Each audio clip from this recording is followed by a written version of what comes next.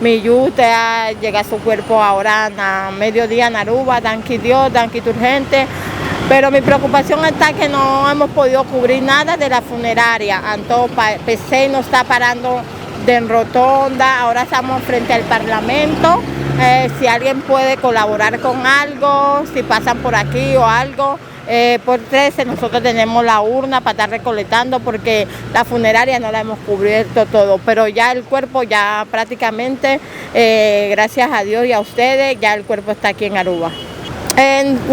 Lo que falta es lo de la funeraria, nos den un monto de 10.400 florines para cubrir funeraria.